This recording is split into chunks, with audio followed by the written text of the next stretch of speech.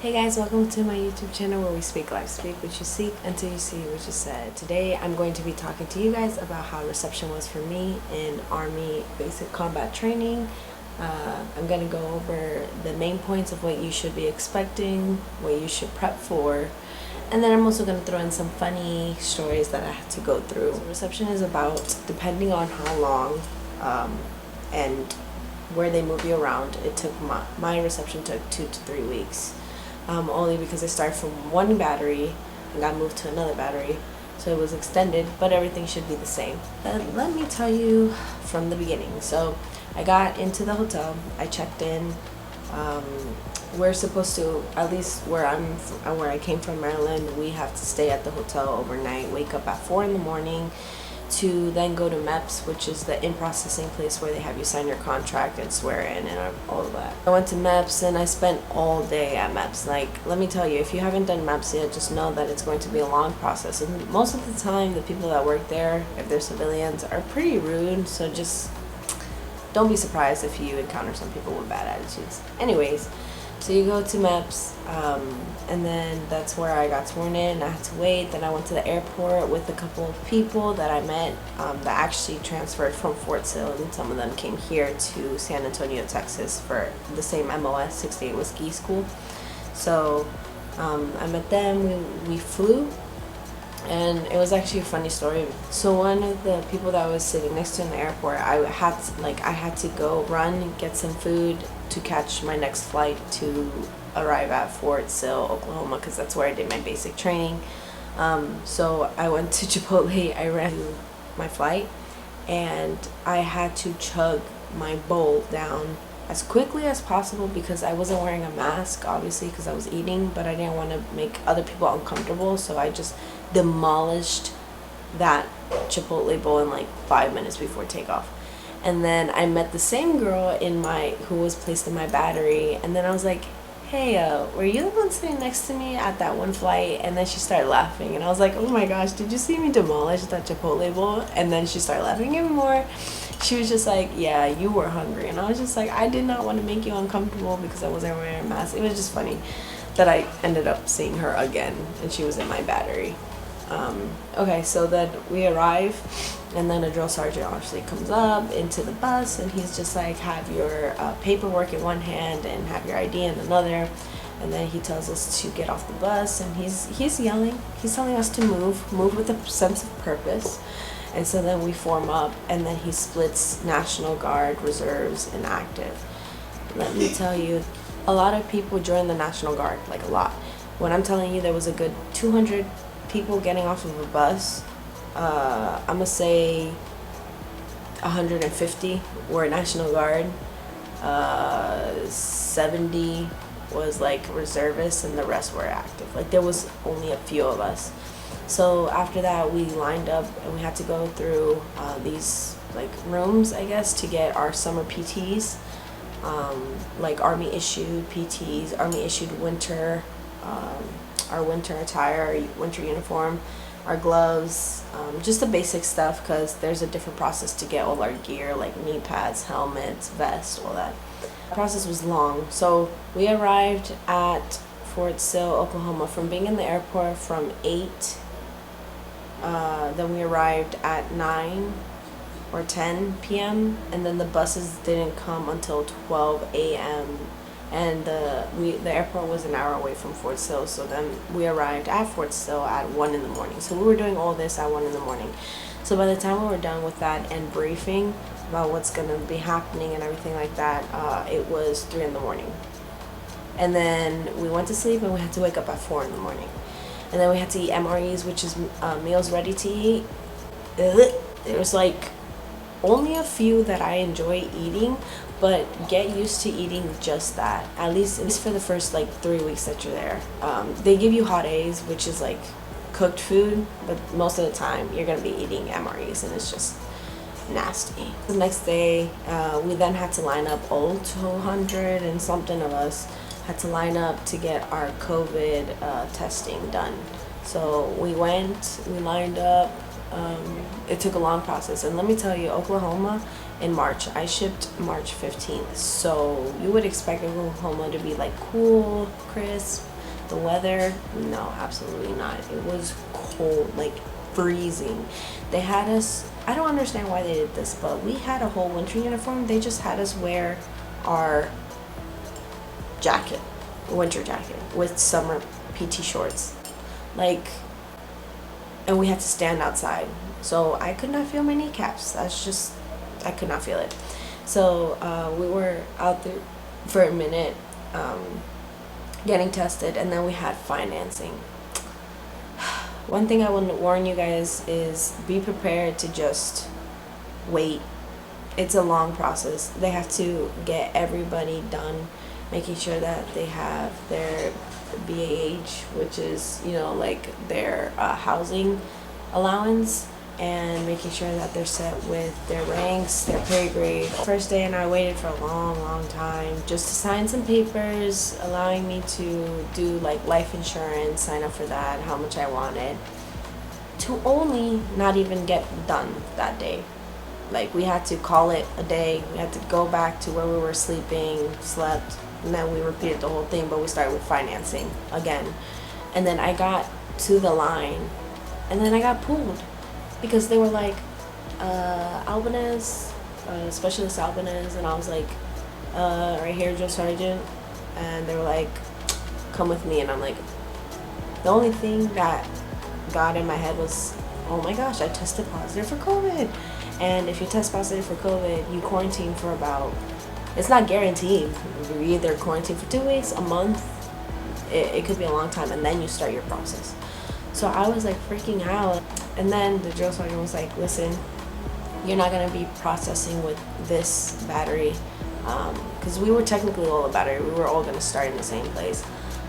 He was like, we're going to have to pull you and have you hold over to process with the other battery that's coming tomorrow. And I was like, okay. So he was like, we have too many people and you're just going to have to wait.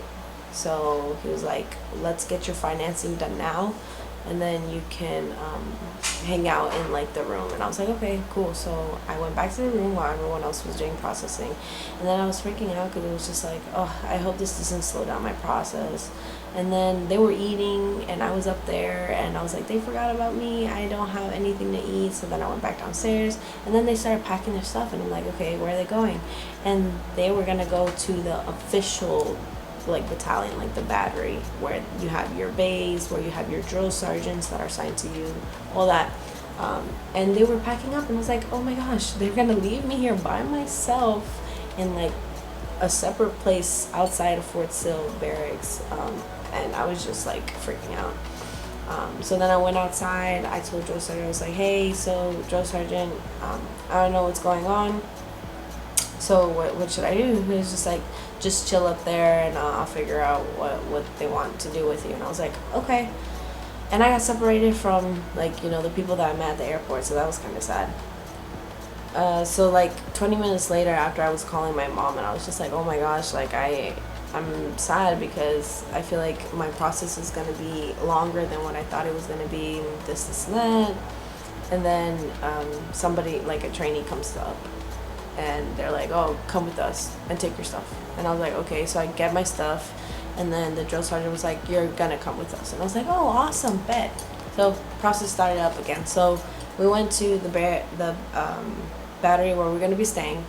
It was called Assassins, like the battery motto. We were the Assassins. Drill sergeants were very like strict, obviously, but they were like on their game to make sure that we were disciplined.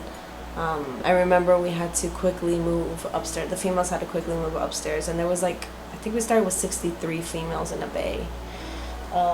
And we ran upstairs, we put our stuff down, and then like everyone was swarming everywhere. And then I approached the drill sergeant because I was gonna ask for my prenatals, which is like the vitamins, the multi-purpose vitamins that they like, supplements that they give us to take. I was gonna ask for them because I was separated from the group and they were handing them out, so I didn't get it. And I approached a drill sergeant, and I was not in parade rest. I did not have a battle buddy. And my recruiter never told me anything about, you know, when you're talking to an NCO, you're in parade rest. I didn't even know what rest was. Like, I went up, And I started talking, and then drill sergeant got in my face, like a female drill sergeant got in my face, and she was like, "Back up! Why are you so close to my battle buddy? I get jealous. And why aren't you with the battle buddy? And why aren't you talking to him in parade rest?" And I'm like, oh my gosh, what is going on? She's like, so camera died, but it's okay because I have my iPhone. Anyways, where was I? Oh yeah, so I go get a battle buddy. I come up, and she's still yelling at me because I'm not in parade rest, and I'm like, what is parade rest? And then I turn to my battle buddy, and she's like, in parade rest. I'm like I just imitated, and then I started talking, and then she was just like, "Trainee, this better be an important question." And then now that I think of it, I was like, maybe it's just not the time, because we were doing like shakedowns, and then we're checking our stuff in our bags, and it was just a hectic situation to be asking for prenatal supplements. So I still said it. I was just like, drill sergeant, I did not receive my prenatal supplements. I was wondering if I could get those. And the way she looked at me, I was terrified. I felt like she literally was going to kill me. It was terrifying. She was like, trying to get back to where you were. X, Y, Z. Point is, I got completely yelled at. It was embarrassing because all 62 females saw it. And yeah, so that's, just expect getting yelled at by your drill sergeants. I always tell people to keep a low profile. If you're somebody that maintains a low profile throughout basic training, you did something right. That was just not me. I don't know why, it just wasn't me. So that whole week, 2 weeks that we were there, I was there for a week and a half because I got pulled out of that battery to be placed in another battery, which was the initial battery that original drill sergeant told me that I was gonna process with. So the first week and a half that I was with Alpha 119, that was where I started. I met some cool people. We had to walk to Vesey Hall. Vesey Hall, let me tell you, it was so bad. Vesey Hall is where you do in processing financially, medically. They make sure everything's okay with you. They give you your shots. They make sure that you have your dependents taken care of, your BAH taken care of.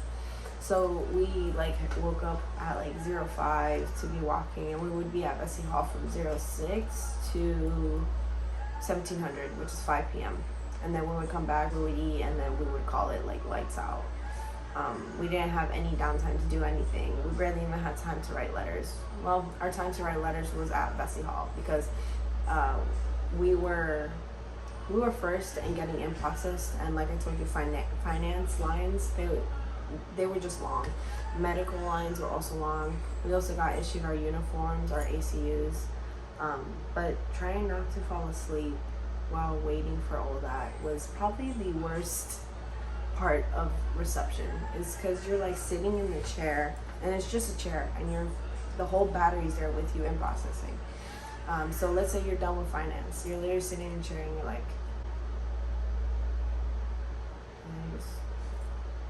your head bobbles and everything, and then you have people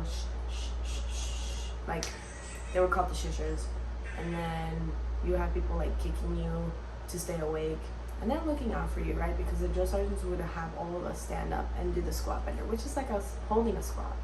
They'll be like, okay, since you guys want to go to sleep, everybody up on your feet. And so we get on our feet, and they're like, the squat bender in cadence exercise, and then we would just stay in a cool squat position. Same thing when people are talking. But that was the whole week and a half, just in processing. It's waiting. It's a wait game. Hurry up and wait. That's serious in the military. Then I get pulled randomly, but what a coincidence, with the people that I met in the airport. So it was Cardell, Reinhardt, and Corey. They get pulled with me to Bravo 179, and that's the battery that I ended up being with the longest, and who I graduated with, met some amazing people, and now all of them are here in AIT with me. They're just in a different company, Alpha company, because I was accelerated into Foxtrot. But I got there, and then the drill sergeants from Alpha 119 were like, oh, you guys are going to Bravo 179. That you're gonna be handed out candy, they're gonna give you teddy bears and hugs. And I thought they were joking because I remember the first night that we had to, and I'll get more into this when I do my basic training experience, but the first night that we had to take showers, I had to take shower in one latrine with 6 females, 5 to 6 at most, and we only have 5 minutes. And then we got smoked coming out of there and doing push-ups, so it didn't even make sense. So when I got to Bravo, they were super welcoming, like the other trainees that were there. Super welcoming. The drill sergeants were a lot more lenient than alphas. They were still tough. Like my first platoon drill sergeants were tough. And so yeah, we just got smoked. But funniest story, so you know how I told you that they issued winter uniforms, which it would be the jacket, and then they would have like winter pants that you would wear. I left my winter pants in the Alpha Battery when I moved to Bravo. And so I was the only one out of 170 of us that went outside with shorts on. It was embarrassing. Every drill sergeant would ask me why I wasn't in the correct uniform like everybody else, and I would tell them the same thing. Drill sergeant, I left my winter pants in Alpha Battery, and I was wondering if I could get them, or I was wondering if I could buy a new pair, and they would just laugh at me. And one time I got smoked for it, and I was getting super frustrated because I told a total of like 7 drill sergeants, and none of them did anything. So guess what? When we were also going to Vesty Hall, we shared Vesty Hall with Alpha, so that meant it was even longer wait. And I was done with everything because I processed with Alpha, but Bravo was still behind. So literally, I was sitting down the whole entire time. Like it was about 2 days in a row that I did not get in process for anything. I was just sitting on my butt, trying not to fall asleep, but falling asleep at the same time, and having people look out for me. And we wouldn't process with them, so I found my bunk mates and I asked them, I was like, hey, I think I left my pants over there. If you can bring it tomorrow, that would be great, because I asked every drill sergeant and none of them are doing anything about it. And guess what? They bought me my pants, and I was super happy. After a week of wearing shorts at 5 in the morning when the weather was like 20 degrees, it was cold. In reception, that's like the time where you get to know your battery, and I guess a more deeper level, because you sit next to people you don't know, and you're there for a good 8 hours, 9 hours processing in the lines as well. You have to study your blue book, which is like where you learn your ranks, where you learn your courtesies and stuff like that. But yeah, overall, my process was 2 to 3 weeks. But it's crazy because we graduated with Alpha 119, so I graduated with the people that I started with, so I don't know. But other than that, that was reception. It was like not that bad. I remember drill sergeants, the first day that we arrived, when we had to do a shakedown, they asked for our personal bags and our phones. So we had to put in a Ziploc bag and we put it up front, and we had to make sure it was counted for, so no one kept their phones. And then they locked that up, and then they locked our personal bags up, so we had nothing. And I remember I was running low on supply with like underwear and shampoo and everything, because I only like bought travel size, and then I only bought like 3 pairs of underwear. And I was running out, so reception is also the time where you go and you buy your hygiene products, your underwear, your sports bras, your flip-flops, everything that you want and you need. That's approved by your drill sergeant when you come out of the shop at, or PX, that's where you buy your stuff. You can take back to the battery. So I did that. Like, there was 2 options: to buy the $190 bag that had everything you need, or to just buy what you needed, plus the essentials that you had to buy. So I did that because, you know, I'm cheap. And I spent like $120, and I got everything that I needed for the whole cycle. Yeah, we were able to go back occasionally to the shop at like every Sunday to get stuff that we ran out. But other than that, that's where you get your hygiene products, where you get your shots. I got the peanut butter shot. I don't know if you guys know what that is, but it's like a thick liquid that gets shot up in your gluteus maximus, and it was painful. And it was funny because I got it prior to Bravo getting theirs, and they got theirs the day before starting red phase, which is training, actual training where we do PT and stuff like that.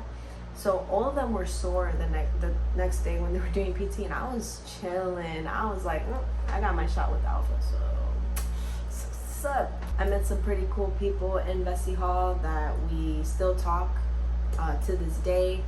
I remember that when we would get smoked or like I was falling asleep, I had to go outside because that cool air breezing in your face would wake you up like this. We had to use the porta potties, porta johns is what we called them, outside. Even though Bessie Hall clearly had working, functioning restrooms, people didn't know how to use the restroom because they would leave trash everywhere. So we got kicked out of that and had to use porta potties. And so I would go out there every hour for me to stay awake.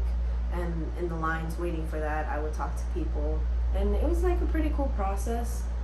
Very long, but I would say overall, after reception is done and after you're in process, your pay, your rank, your BH, whatever you need is dealt with. Then the fun begins. Now that's a different video that I'm gonna be talking about. But overall, yeah, that was my reception. I don't know if other bases do it differently, but like I said, I went to Fort Sill, Oklahoma. Yeah, that was about it. Like I said, I'm gonna be coming out with more videos about 6-day whiskey AIT, how it's like living in a female bay for the entire 2 months, 3 months that you're there at basic training. I'm also going to be talking about my basic training experience in general because I think it's pretty funny. All that being said, I hope you guys were able to picture how it's going to be. COVID really changed a lot in the aspect of what drill sergeants can and cannot do, what we can and cannot do. So just giving you advice, try to be that trainee that stays, silent and under the radar for a very long time because you're going to be doing something right. And yeah, have fun with it. It's gonna suck trying not to fall asleep and everything, but it's possible. And once that process is done and you start actual training, the time goes by fairly quickly. I hope you guys have an amazing day, and I'll catch you guys later. Bye. God bless.